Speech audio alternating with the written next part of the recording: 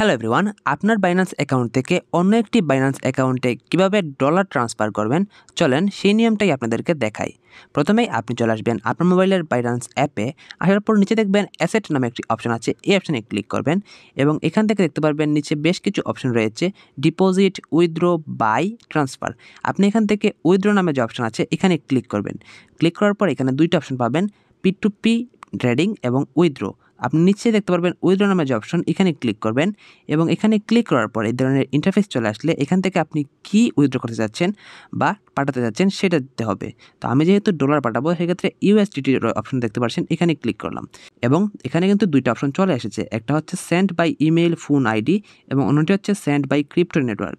তো আমি যেহেতু বাইন্যান্স আইডির মাধ্যমে পাঠাবো সরাসরি, সেক্ষেত্রে send by email phone ID অপশনে ক্লিক করলাম। তারপরে এখানে দেখতে পাচ্ছেন সেন্ড মোড রয়েছে, এখানে ক্লিক করবেন।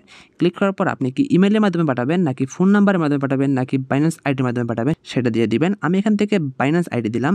দেওয়ার পর বাইন্যান্স আইডি রয়েছে নিচে, এই অপশনে ক্লিক করবেন এবং এখানে আপনি যাকে পাঠাবেন তার বাইন্যান্স আইডিটা এখানে দিতে হবে।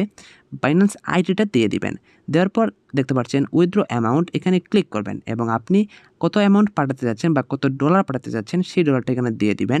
দেওয়ার পর দেখতে পারবেন নোট, তার পাশে কিন্তু অপশনাল রয়েছে, অর্থাৎ এখানে আপনি চাইলে কিছু একটা লিখে দিতে পারেন তাকে, যদি কিছু লেখা থাকে, যদি কিছু লেখার থাকে সেক্ষেত্রে লিখে দিবেন। দেওয়ার পর নিচে দেখবেন একটি সেন্ড অপশন রয়েছে, এখানে ক্লিক করবেন। তবে আপনি যদি একবার পাঠিয়ে দেন তাহলে কিন্তু পরবর্তীতে আপনি কোনোভাবে এটিকে ব্যাক আনতে পারবেন না বা ক্যান্সেল করতে পারবেন না। তাই অবশ্যই একদম শিওর হয়ে পাঠাবেন যে আপনার বাইন্যান্স আইডি বা সব কিছু ঠিক আছে কিনা।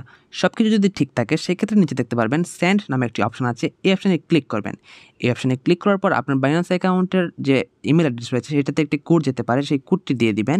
দেওয়ার পর আপনার বাইন্যান্স অ্যাকাউন্টের যে পাসওয়ার্ড বা ফিঙ্গারপ্রিন্ট রয়েছে সেটা দিয়ে দিবেন। দেওয়ার পর কিন্তু আপনার বাইন্যান্স অ্যাকাউন্ট থেকে অন্য একটি বাইন্যান্স অ্যাকাউন্টে চলে যাবে আপনার ডলার।